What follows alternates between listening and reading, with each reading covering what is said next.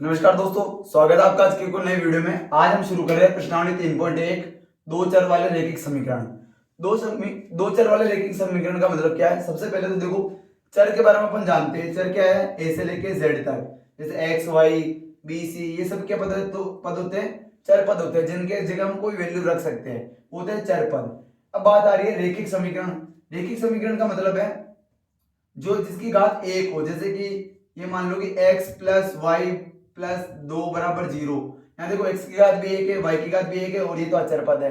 तो ये जो पद है ना, ये क्या है? रैखिक समीकरण है। इसी तरह दो चर आ जाएंगे, इसका मतलब क्या है? x और y। जैसे एक चर होता तो x रहता है केवल, x प्लस 2।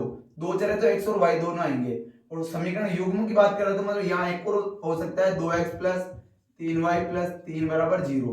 कहने का मतलब है दो रैखिक समीकरण होंगे, उनके युग्म के बारे में अपने को पढ़ना है और x और y के मान निकालना है, ठीक है ना। लेकिन इसके अंदर क्या है, अभी अपने को क्या करना है? तो बीजगणितीय रूप में लिखना है, ग्राफ के रूप में व्यक्त करना है। क्वेश्चन नंबर है अपना 1। तो शुरू करते हैं इसको।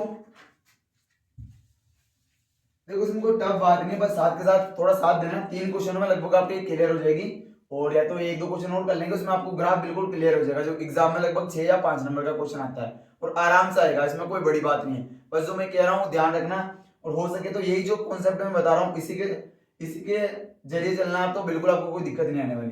देखो क्वेश्चन नंबर 1 दे रखा है। आफ्ताब अपनी पुत्री से कहता है कि 7 वर्ष पूर्व मैं तुमसे 7 गुनी आयु का था, अब से 3 वर्ष बाद मैं तुमसे केवल 3 गुनी आयु का रह जाऊंगा। इस स्थिति को बीजगणित एवं ग्राफ के रूपों में व्यक्त करना है। सबसे पहले बीजगणित में लिखना है इसको। तो यह मान लेते हैं, माना आफ्ताब अपनी पुत्री से कह रहा है, तो उसकी आयु की बात हो रही, तो मान लेते हैं, माना आफ्ताब की आयु बराबर कितनी मान लेते हैं? x, और पुत्री की आयु बोल दो या वर्तमान आयु बोल दो, ठीक है ना। यहाँ आयु बोल दो या वर्तमान आयु बोल दो, ये लिख देना वर्तमान आयु। आफ्ताब की वर्तमान आयु x है, और पुत्री की वर्तमान आयु कितनी हो जाएगी? y, ठीक है। अब ये कह रहा है प्रश्न अनुसार प्रथम स्थिति। आपको बिल्कुल इसी तरह से करना है, कोई दिक्कत नहीं है, बिल्कुल एक भी नंबर नहीं कटेगा आपका, ये थोड़ा ध्यान रखना बस। प्रथम स्थिति में वो बोल रहा है 7 वर्ष पूर्व।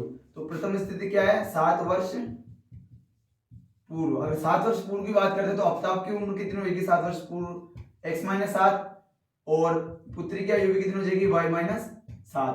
कहने का मतलब अगर ये अभी 40 साल का है तो 7 घट जाएंगे, इसमें से कितना बचेगा? 33 साल का। और ये अगर 15 साल की है तो 7 घट जाएंगे, इसमें से कितने बच जाएंगे? 8।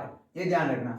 अब ये कह रहा है 7 वर्ष पूर्व मैं तुमसे 7 गुनी आयु का था, मतलब अभी कौन है? इसकी पुत्री है 7 गुनी आयु की। यहाँ एक चीज ध्यान रखना, अगर आपको ये लाइन समझ में आ जाए तो बढ़िया है, ना तो ये ध्यान रखना बस कि आपको गुणा या भाग जो भी करना है ना, वो किसमें करना है? y में। मतलब पुत्री या फिर कोई और भी हो यहाँ पे, तो y में आपको करना है, जो सेकंड नंबर पे रहेगा, ठीक है ना। अब ये हो जाएगा x माइनस 7 बराबर, ये हो जाएगा 7y माइनस का 7 है 49, ये हो गया x, ये प्लस का 7y इधर आया तो माइनस का 7y बराबर में ये माइनस का 49 है, ये इधर आया तो प्लस का 7। तो x माइनस 7y बराबर 49 में से 7 गए तो माइनस के 42। ये हो गई समीकरण 1। अगली स्थिति यहां लिख देते हैं, द्वितीय स्थिति।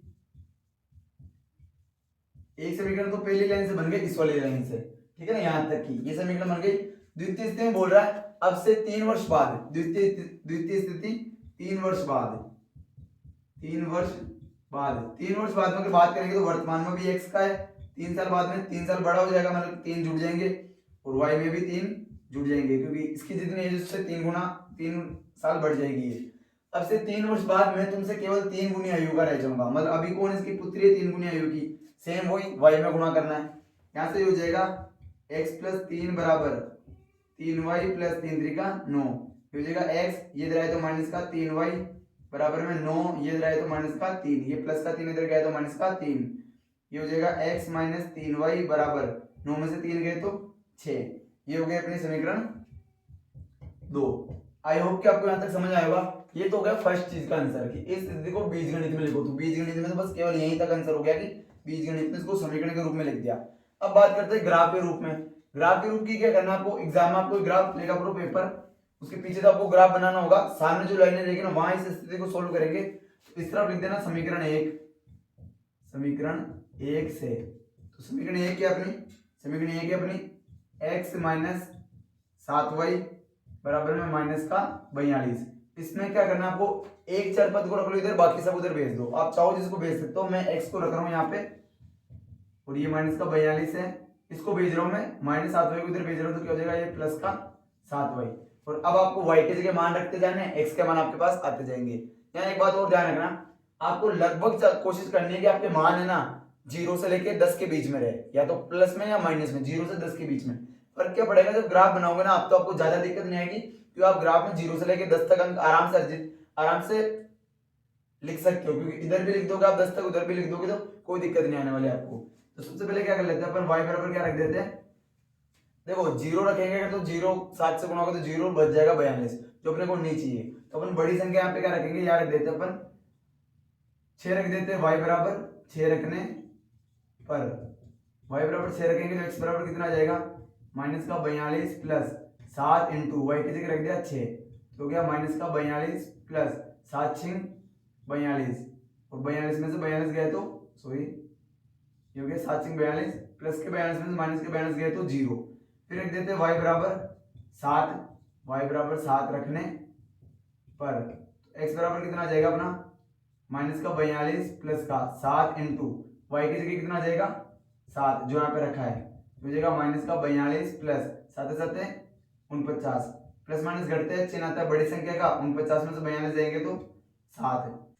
y बराबर हम रख देते 5, y बराबर 5 रखने पर y बराबर 5 रखेंगे तो क्या हो जाएगा, x बराबर माइनस का 42 प्लस 7 इंटू वाई की जगह आ जाएगा 5, तो ये जाएगा माइनस का 42 प्लस 7 पंजो 35, तो ये प्लस माइनस घटते हैं, चिन्ह आता बड़ी संख्या का, बड़ी संख्या माइनस की, 42 में से 35 गए तो माइनस का 7, तो एक सारणी तो अपने पास ये वाली बन गई, ये x ये y, x y बराबर मैंने रखा 6, x बराबर आ गया 0, y बराबर रखा 7, x बराबर आ गया 7, y बराबर रखा 5, x बराबर आ गया माइनस का 7। देखो यहाँ पे 0 से लेके 10 तक के मान है, प्लस में हो या माइनस में, तो ये इसके बीच में रहना चाहिए। अगली करते हैं अपन समीकरण 2 से, यहाँ लिख देंगे अपन साइड में समीकरण 2 से, समीकरण 2 से करेंगे तो क्या हो जाएगा, समीकरण 2 ये रही अपने पास में, x माइनस 3y बराबर में 6, यहाँ से लिख दी इसको।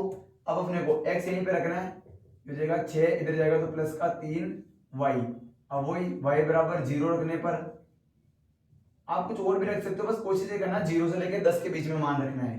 y बराबर 0 रखेंगे तो x बराबर आ जाएगा 6 प्लस 3 इंटू 0, हो जाएगा 6 प्लस 3 0 0 बराबर में 6, फिर y बराबर रख देंगे 1 रखने पर, y बराबर 1 रखेंगे तो x बराबर हो जाएगा 6 प्लस 3 इंटू 1, हो जाएगा 6 प्लस 3 एकम 3, 6 और 3 9। अब देखो y बराबर अगर 2 रखेंगे तो 2 3 6, 6 से 12, मैंने कहा 0 और 10 के बीच में होना चाहिए, तो माइनस में ले लेते हैं, माइनस का 1 रख देते हैं, y बराबर माइनस का 1 रखने पर, कोई जरूरी भी नहीं है 12 तक मान भी रख सकते हैं, लेकिन कोशिश ये करोगे 0 से 10 के बीच में हो, उसका फर्क भी आपको पता पड़ जाएगा कि क्या फायदा होगा। देखो यहाँ पे y बराबर माइनस 1 रख दिया तो x बराबर हो गया 6 प्लस 3, y की जगह क्या आ गया माइनस का 1, कोष्टक का मतलब भी गुणा ही होता है, ये 6 प्लस माइनस माइनस 3 एकम 3, 6 में से 3 गए तो 3, ये बन गई अपनी दूसरी सारणी, ये हो गया x, ये हो गया y, y बराबर 0 रखा, x बराबर 6 आ गया, y बराबर रखा 1, x बराबर आ गया 9, और y बराबर रखा माइनस का 1, x बराबर आ गया 3। अगर आपको कोई ग्राफ बनाने की बोले, ठीक है ना, ग्राफ देखना आप पेपर में बनाना है वैसे तो आपको ग्राफ, लेकिन मैं आपको एक बार समझा देता हूँ ग्राफ कैसे बनेगा। जैसे ये मान लेते हैं ग्राफ होगा, ठीक है, सबसे पहले तो देख लो 0 तो ये रहेगा, ये वाला पॉइंट 0 जो मूल बिंदु होता है। इसके बाद में देख लो सबसे बड़ी संख्या क्या है, x पर, x पे सबसे बड़ी बात करते तो 9 है, 9 लिखेंगे तो इसे लिख देना ग्राफ पे, जो एक एक कोष्टक छोड़ देगा ना खाना, उस पे लिख देना 1 2 3 4 5 6 7 8 9, ये आ गया 9, ठीक है। इसके बाद में क्या रखना है, y पे कितना आ रहा है, y पे आ रहा है अपना ये 7 है, तो y पे 7 आ रहा है, ये हो गया 1 2 3 4 5 6 7, बस। अब माइनस की तरफ देखेंगे, x कितना माइनस का 7 है, हो गया 1 2 3 4 5 6 7, ये आराम से ग्राफ में बनाओगे तब कोई दिक्कत नहीं आएगी। यहाँ y देखते हो तो ओनली -1 है, तो यहाँ रख दो -1। बात करते हैं इस पहले समीकरण की, तो x पर तो 0 है, y पर 6, x पे 0 मतलब x पर तो कोई गया है नहीं, और y पर 6 गया, तो 1 2 3 4 5 6, मतलब ये पॉइंट आ जाएगा इस जगह, ठीक है। फिर x पर गया 7, तो 1 2 3 4 5 6 7, और y पर भी कितना गया, y पर गया 7, तो y पर 7 जाएगा तो यहाँ से हो जाएगा 1 2 3 4 5 6 7, तो ये पॉइंट आएगा लगभग इस जगह, ठीक है।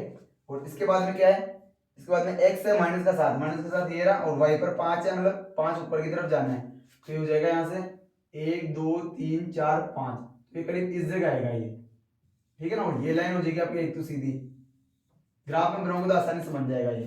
और अगर बात करते हैं इसकी, x पर तो 6 है, 1 2 3 4 5 6, और y पे 0 मतलब कहीं गया ही नहीं, y पर सॉरी हाँ y पर 0 मतलब ये कहीं गया नहीं, x पर तो 6 गया। फिर बात करते हैं x पर 9, x पर 9 ये रहा, y पर 1, y पर 1 मतलब ये थोड़ा सा ऊपर जाएगा यहाँ पे। फिर बाद में करते हैं x पर 3, 3 मतलब ये रहा, y पर -1, -1 मतलब नीचे की तरफ आएगा, तो ये आ जाएगा इस जगह, और ये वाली लाइन कट जाएगी आपकी, सॉरी ये लाइन लगभग ग्राफ में बनाओगे ना तो ये लाइन इस वाले बिंदु में से होकर निकलेगी। अगर देखो ग्राफ बनाने की बोले तो यहीं तक काफी है, लेकिन अगर आपको वो काटने की बोले ग्राफ को तो ये थोड़ा आगे तक जाएगा, तो यहाँ आपको निर्देशांक बढ़ाने पड़ेंगे, लेकिन ऐसा कोई चांस नहीं आने वाला, क्वेश्चन उसी हिसाब से दे रखा होता कि किस हिसाब से आंसर आने उसके, ठीक है। तो इस तरह का ग्राफ बनेगा, तो भी आपको कोई दिक्कत आए तो मैं आपको बता दूंगा किस तरह से करना है, एक बार कमेंट जरूर कर दीजिएगा। अगर आपको दिक्कत आती है तो मैं आपको अलग से इसका ग्राफ बना के और शो कर दूंगा आपको, ठीक है ना। मिलते हैं नेक्स्ट वीडियो में। अगर आपको समझ आया तो एक बार वापस देख लेना इसको, और कोशिश करना कि हो जाए, इससे आसान तो ये हो नहीं सकता, एक दो बार दिक्कत आ सकती है। देखो ग्राफ है ये चीज की 5 या 6 नंबर की चीज है, जाहिर सी बात है एक बार में अगर समझ में आ जाती है तो हर कोई कर देता, तो कोशिश करना कि अगर आपको समझ में आ जाए तो इसको रिपीट करो और प्रैक्टिस करो, तो एग्जाम आप नहीं अटकोगे। मिलते हैं नेक्स्ट वीडियो में, तब तक ध्यान रखिए और अच्छे से पढ़ाई कीजिए।